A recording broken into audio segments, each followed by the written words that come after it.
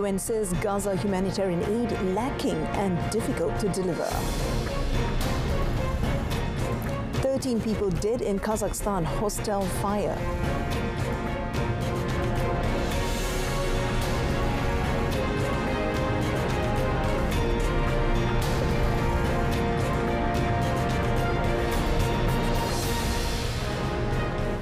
Good afternoon and Salam Malaysia Madani. You're watching World Today with me, Mona Priya.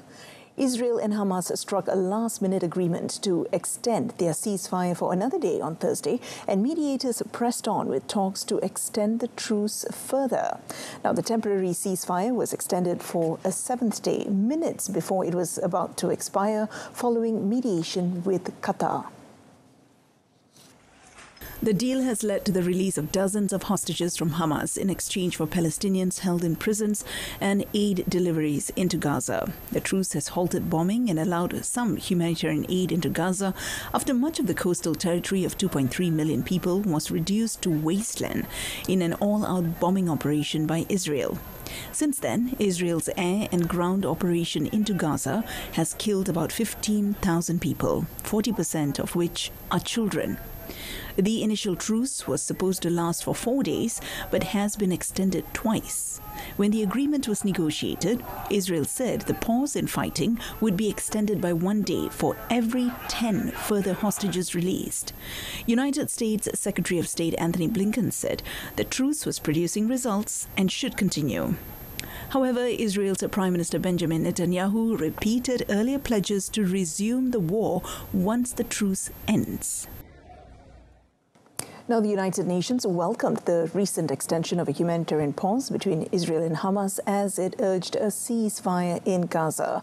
However, UN spokesman Stefan Dujarric said it is very challenging and complex to plan for the delivery of humanitarian goods based only on 24-hour segments. Dujarric added that UN Chief Antonio Guterres told the UN Security Council on Wednesday that the level of aid remains completely inadequate to meet the huge needs of more than 2 million people. Despite the pause, Dujarric said there has been almost no improvement in the access of residents in the north to water, as most of the main water production facilities were forced shut down due to damages and lack of fuel. He added that the UN and its personnel in the Gaza Strip will not abandon efforts to deliver humanitarian aid in any circumstances. A question regarding attacks on health facilities in Gaza and in the occupied West Bank was also met with concern at the UN. Meanwhile, UN Children's Agency UNICEF spokesman James Elder said if the hostilities resume, mass killing of children will continue in the Gaza at a time when civilians there are even more vulnerable than before, and many living outdoors in increasingly cold weather, malnourished, lacking clean water, and with disease threatening. 13 people died in a fire at a hostel in Kazakhstan's biggest city, Almaty, on Thursday. Now, the city's emergencies department said in a statement that 9 victims were Kazakhs, 2 people were from Russia, and 2 from Uzbekistan. The fire on Adi Sharipov Street in the center of the former capital was reported just after 5:30 a.m. and firefighters arrived 7 minutes later to find the residential building burning. According to the Almaty Police Department, the fire broke out early in the morning in the 3-story building whose ground and basement levels were occupied by 72 hostel guests. The police said by 6:22 a.m. the fire was extinguished. The police added that the victims died from carbon monoxide poisoning, while the remaining 59 people managed to leave the building. Authorities said 4 people sought medical help, including a student from India. The cause of the fire remained unclear, and the government said it has set up a special commission to investigate it.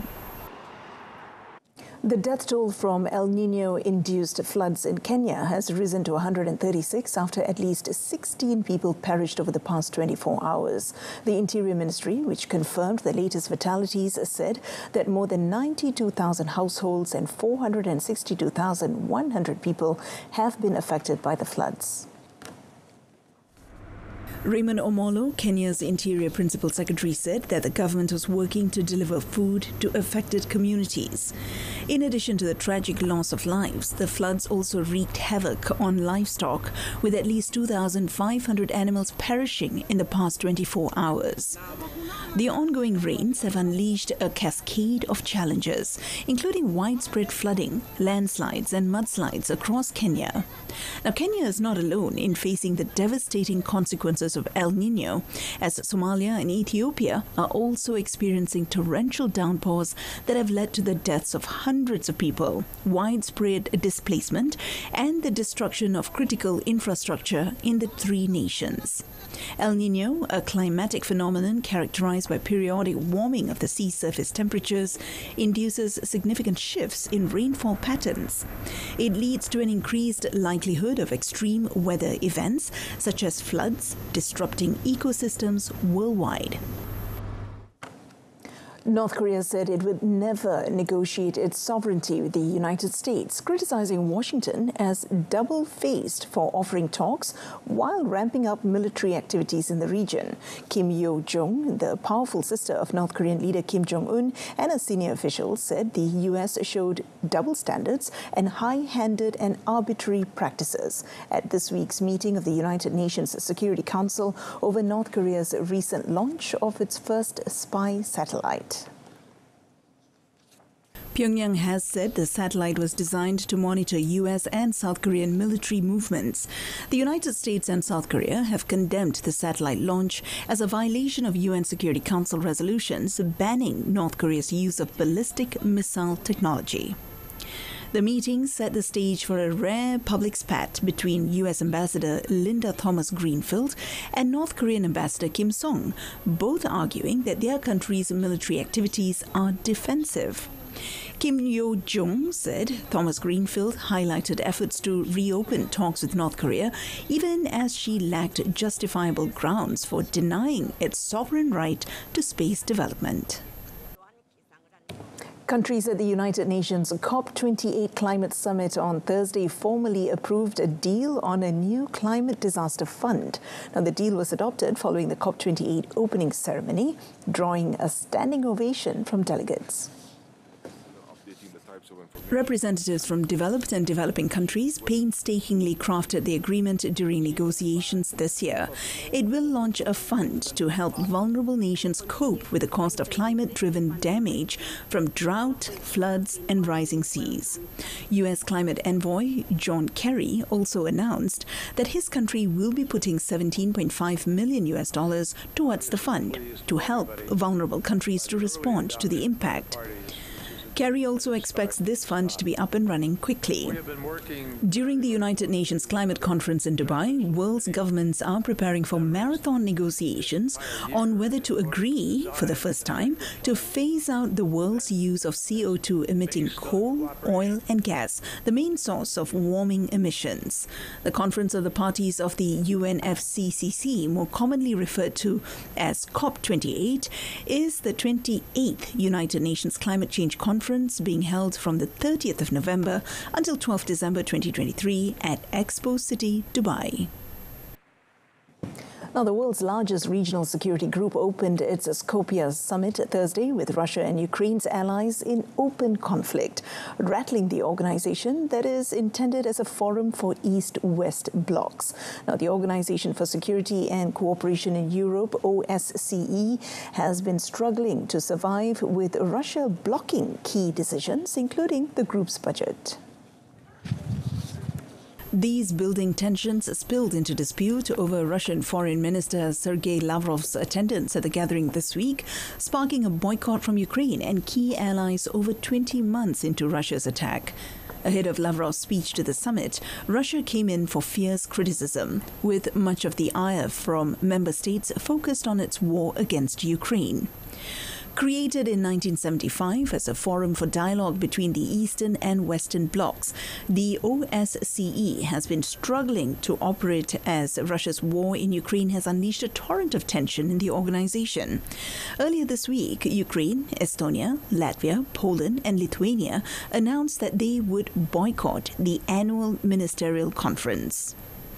Ukraine wants the OSCE to expel Russia, warning that the body faced a slow death if Moscow remains a member. U.S. Secretary of State Anthony Blinken, who was in Skopje on Wednesday for a pre-summit dinner with representatives of other OSCE states, was not in attendance on Thursday. A New York appellate court on Thursday reinstated a gag order that barred former U.S. President Donald Trump and his lawyers from making public statements about court staff in an ongoing civil fraud trial case. A gag order barring Trump from attacking court staff amid his civil fraud trial was reimposed pending appeal on Thursday by a New York State appeals court, leaving the former U.S. president exposed to steep penalties if he violates it a third time. Justice Arthur Engoron imposed the gag order on the 3rd of October after Trump accused Engoron's top clerk of political bias in a post on his Truth Social platform. Engoron said in a court filing that the post left the court inundated with hundreds of threats from Trump supporters. An appeals court judge had temporarily paused the order on the 16th of November. Trump, the frontrunner for the 2024 Republican presidential nomination, is accused in the case brought by New York's Attorney General of inflating his net worth by billions of dollars to dupe lenders and insurers. Now, Trump has denied wrongdoing and said New York Attorney General Letitia James, an elected Democrat, is politically biased against him. The order was paused while Trump's lawyers appealed, arguing it infringed on his right to free speech under the U.S. Constitution.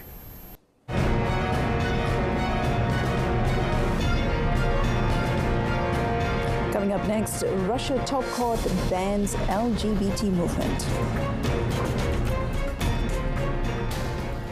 Russia's Supreme Court on Thursday ruled that LGBT activists should be designated as extremists in a move that representatives of gay and transgender people fear will lead to arrests and prosecutions. The move is part of a pattern of increasing restrictions in Russia on expressions of sexual orientation and gender identity, including laws outlawing the promotion of non-traditional sexual relations and banning legal or medical changes of gender. The Supreme Court took around 5 hours to issue its ruling. The proceedings were closed to the media, but reporters were allowed in to hear the decision.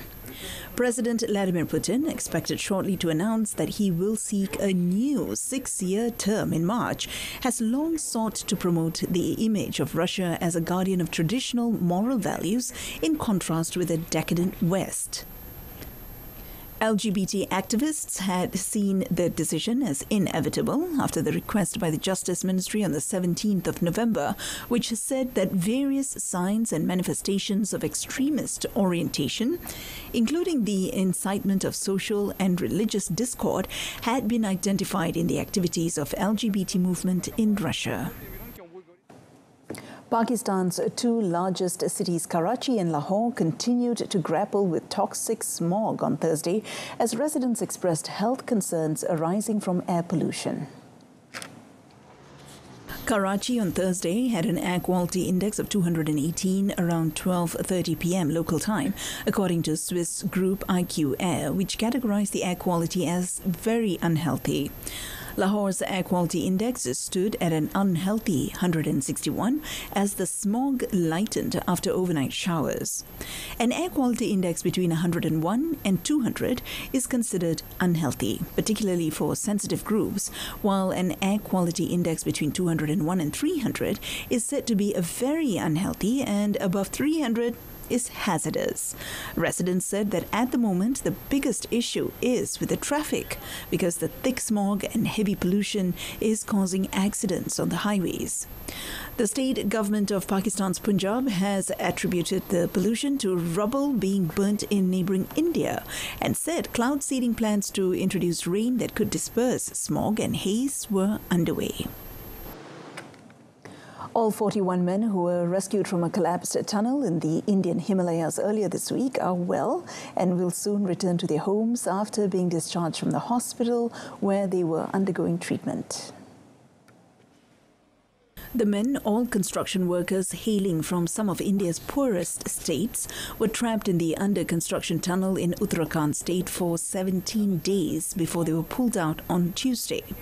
Doctors at the All India Institute of Medical Sciences in nearby Rishikesh city said all 41 workers are physically normal and clinically stable and have been medically cleared for discharge. About 20 of the men, who hail from the eastern states of Jharkhand and Odisha, are likely to be discharged on Thursday itself, doctors said, while the others will follow suit in the coming days. Authorities have not said what caused the 4.5-kilometer long tunnel to cave in, but the region is prone to landslides, earthquakes and floods. Indicted U.S. Representative George Santos on Thursday struck a defiant note ahead of an expected vote to expel him from Congress and said he would file a slew of complaints against other lawmakers in what could be his final days on Capitol Hill. At a news conference, Santos characterized his treatment in Congress as bullying and called it theater. Santos, 35, faces criminal campaign finance charges and has admitted to fabricating much of his biography.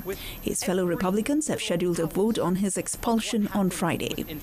He has survived one expulsion vote this month, but faces longer odds this time. A bipartisan congressional probe released after the vote found evidence that he spent campaign money on Botox, luxury brands such as MS and OnlyFans, an online platform known for sexual content. Santos said he would file ethics complaints against other members of Congress and try to force an expulsion vote against Democratic Representative Jamal Bowman, who pleaded guilty in October to setting off a fire alarm before a vote. Now, Santos said he will not run for re-election next year, but has remained defiant in the face of growing pressure that he step down. Presidential hopeful in the upcoming general elections in the Democratic Republic of Congo, Martin Fayulu, visited the restive eastern part of the country on Thursday. Now, along with other election promises, he also pledged a zero tolerance on corruption to his supporters. Fayulu, who came second in the disputed 2018 presidential election, which he claimed to have won, is once again one of the main challengers to the incumbent president Felix Tshisekedi. He was greeted by his supporters who lined the streets of Goma and then paraded alongside his motorcade while he waved at them and at times tapping his watch, a campaign symbol he uses to show that time is up for Tshisekedi. The Democratic Republic of Congo will hold the elections on 20th December, and tensions are running high in Africa's second-largest country, which is also struggling to contain a myriad of armed groups in its mineral-rich east. Tshisekedi is seeking a second term and is running against more than 24 rivals, including Fayulu. Critics say the 60-year-old has failed to live up to his promises, but with the opposition divided, Tshisekedi is considered the favorite to win in December. Video emerged on Thursday of scuffles on the floor of a Mexican regional assembly as supporters of the party in power tried to disrupt the parliament's sitting. The incident, which took place Wednesday evening, began when supporters of the Movimiento Ciudadano political party forced their way onto the floor of the Nuevo Leon Regional Assembly to prevent the session from going ahead. A dusty, smoke-like substance was released to disperse the crowd as activists argued and jostled with lawmakers. Movimiento Ciudadano, or Citizen Movement, is the party of the state governor, but opposition parties control the assembly. The purpose of the session was to appoint the interim governor of the Nuevo Leon to replace Samuel Garcia, who left the office to run with the opposition Movimiento Ciudadano party in the 2024 presidential election.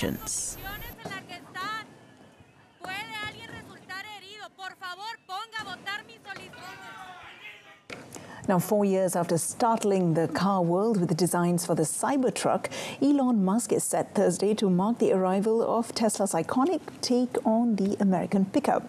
Now, Musk has scheduled an event at Tesla's Austin headquarters to mark the first deliveries of customers of the Cybertruck, whose design to some has evoked a futuristic, sometimes dystopian future, akin to Blade Runner or Mad Max. The belated debut comes as other automakers have delayed capital investments due to sluggish demand for electric vehicles. Musk caused a stir in November 2019 when the prototype of the angular, uniformly grey Cybertruck generated much curiosity and buzz, even if it wasn't universally loved. The vehicle's unusual styling, which employs large, flat plates of unbent stainless steel, posed challenges in manufacturing. With more than 1 million Cybertruck orders, Musk said that demand is not an issue, but making it affordable will be insanely difficult. Though less prominent in several areas outside the United States, pickup trucks occupy a distinct and dominant place on American roads, generating huge sales volumes from consumers who appreciate their image of rugged self-sufficiency.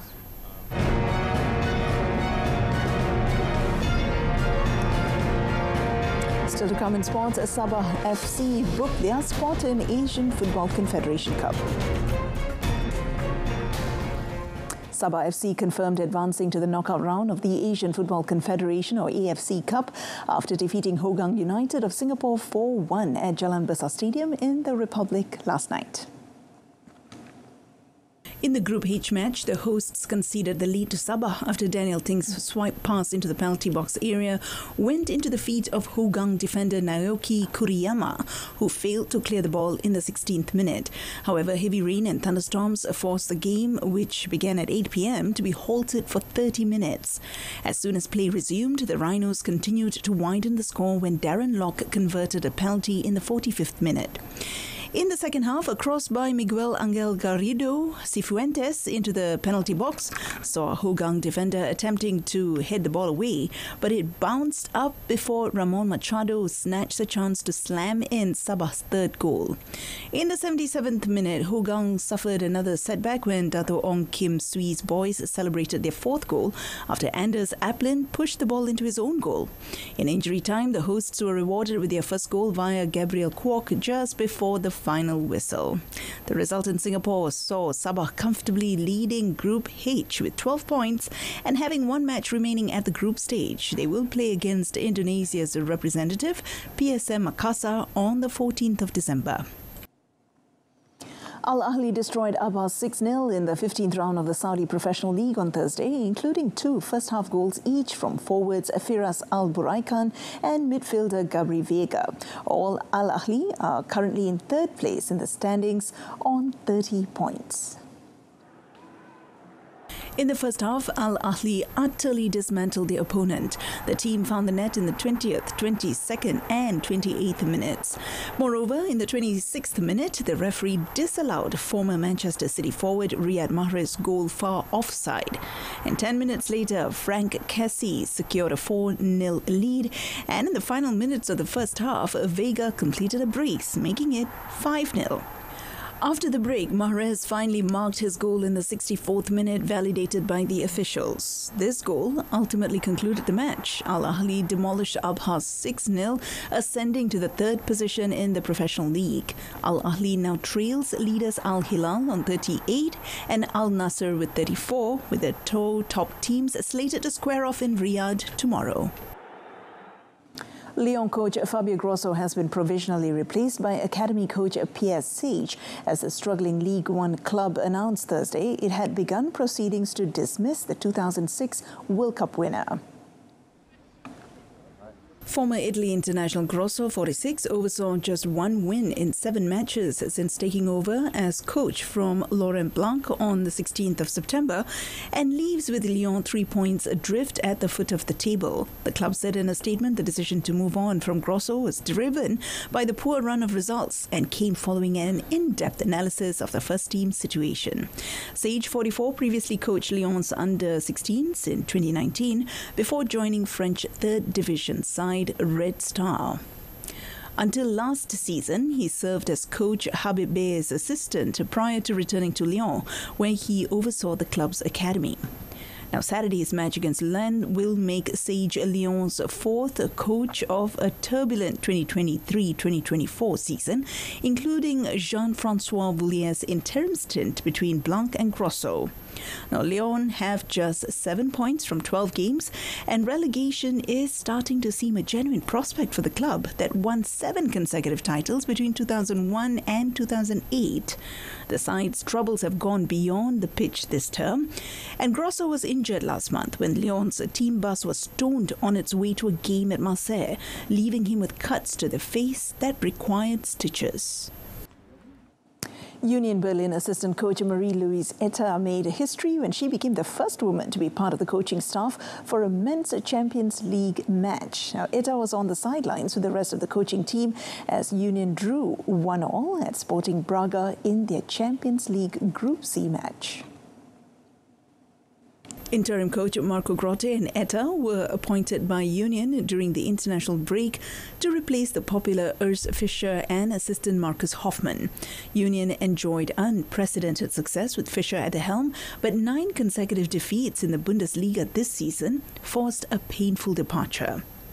At the start of the match against Braga, UEFA marked the milestone with a post to X, the social media site formerly known as Twitter, to congratulate Etta on the feat. The 1-1 result means Braga still have a shot of reaching the last 16, though Union remain bottom of the group with just 2 points. 76 minit tanpa henti, 76 minutes non-stop.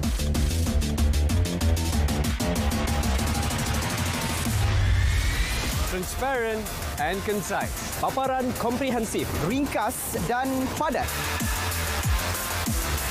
Saksikan Kanta 744, 7.44 malam. Berita perdana 8 malam. Malaysia tonight, 8:30 p.m.